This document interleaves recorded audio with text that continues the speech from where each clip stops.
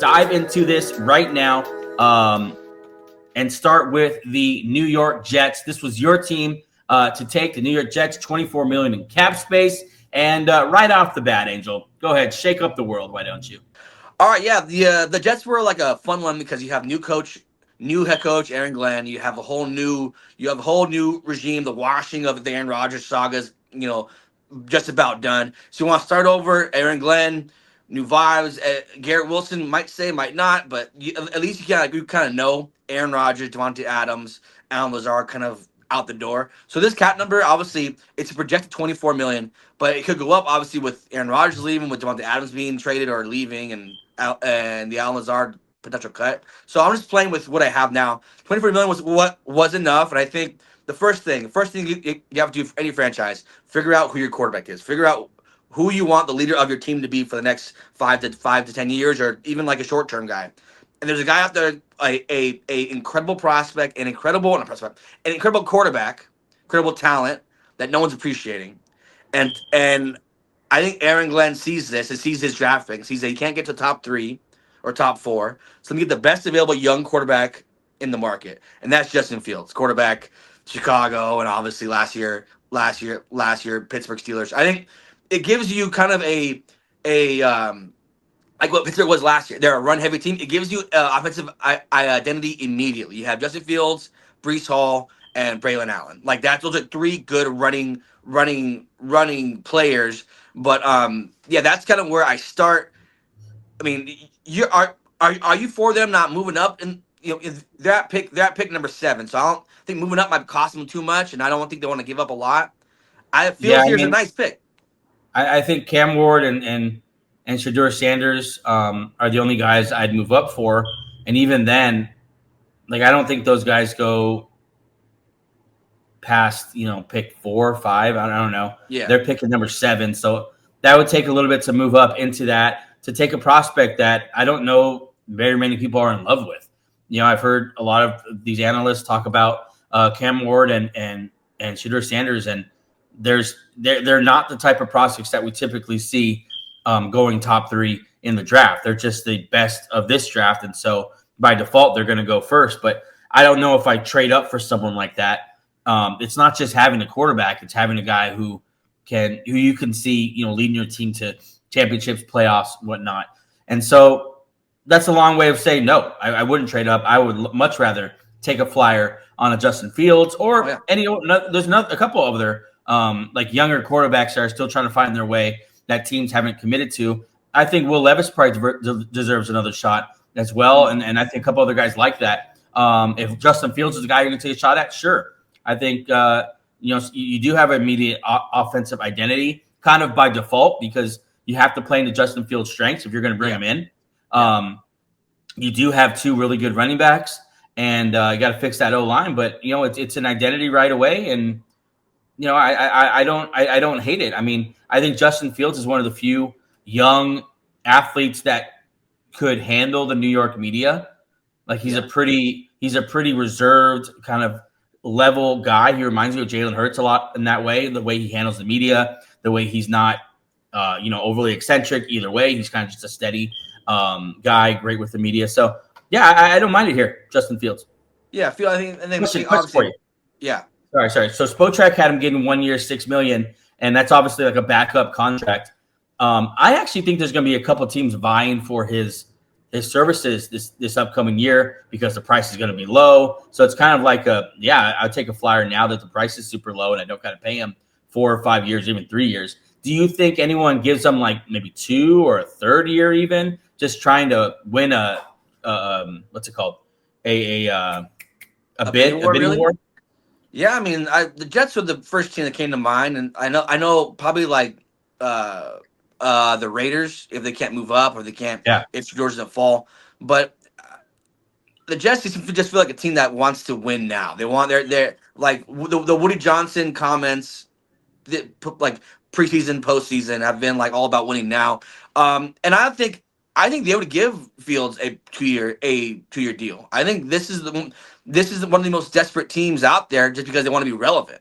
because they want to be in the limelight again. And like I said, right now it's $24 million in cap space projected. Get rid of Aaron Rodgers, get rid of Devontae Adams. That boosts up. So I think they can go to a bidding war with just about anybody and sell him on the new head coach, New York. You could be in the spotlight, have a team again, and that's kind of where I am with the Jets. Like they just want to win. I feel like Fields is like it's basically Fields and Darnold, and I don't really see Darnold going back to the New York media. So I think this is a nice fit.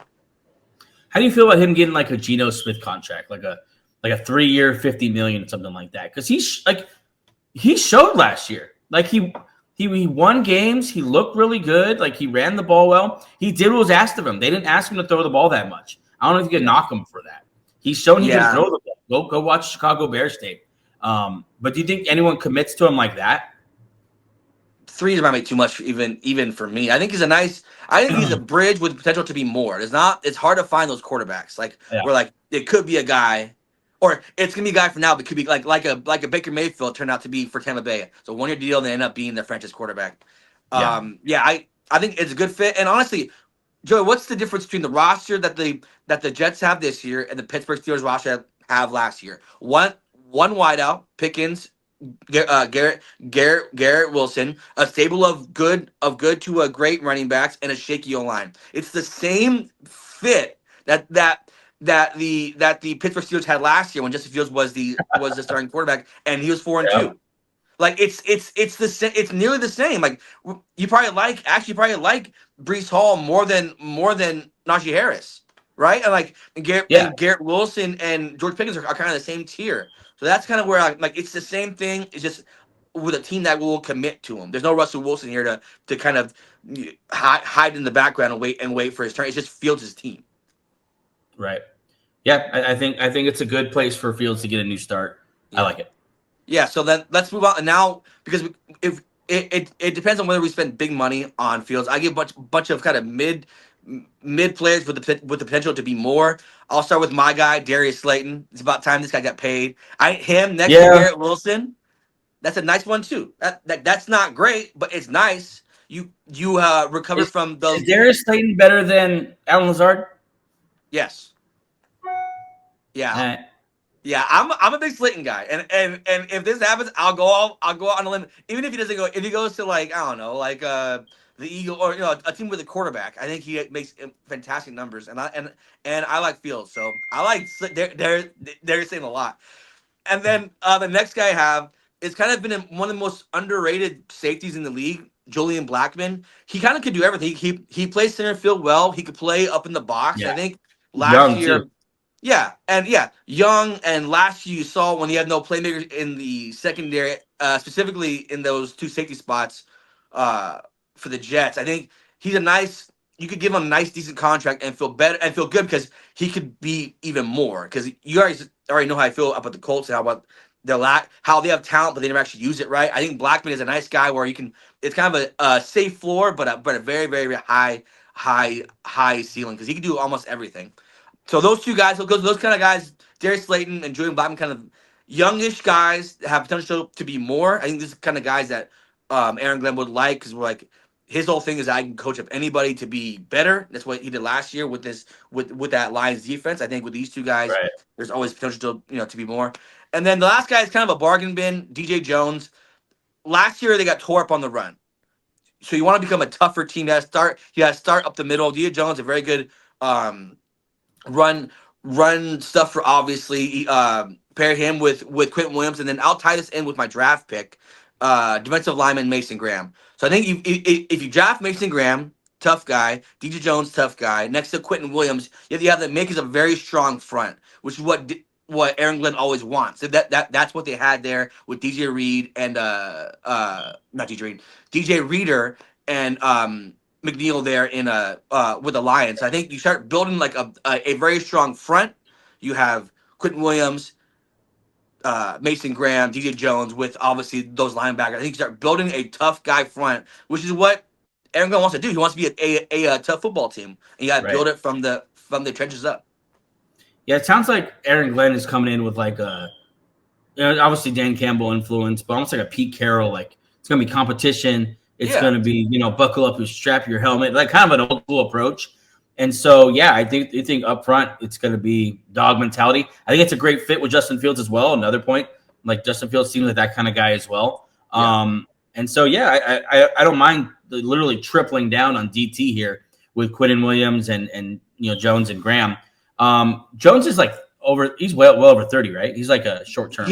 I think he's short term guy, but it's just a 1 year deal. But not Graham, obviously, yeah. And I wonder, like, obviously they needed a fresh start, right? Yeah, they needed let's just wipe the slate. We failed. Let's try this again. And I wonder how long it takes for this Jets defense to look good again. Like this could possibly turn around pretty quickly for this defense. Like we know they're talented. They have crazy amount of talent everywhere, and now it's just about getting the right coach because you saw what solid with the right coach. That defense was freaking elite. I think Aaron Glenn, maybe not to a solid level, but still a very good defensive coordinator, defensive mind. So yeah. Okay. Well, that's the New York Jets with this happening, right? And Aaron Glenn, add everything else. And let's say, just a strong draft, where do you see this putting the Jets? Well, a team that runs the ball and plays good football. Yeah, I think they can get 9-10 wins easily. I think they're comparable to what the Steelers were last year. That's kind of what a very strong defense and a run first offense. I think that in the AFC, which is proven not to be as strong as we think, the AFC South disappointing. And then you have some teams that weren't like the. I don't think the Bengals will be bad again next year, but you never know because the AFC kind of tricked us all last year. So yeah, I think they could be 9-10 wins. Justin Fields finds a new home. Defense gets back on track. It's a good team. It's a good roster. This is what's nice about the Jets. It's not a bad roster. It's not like the Raiders roster. It's a good roster. Right.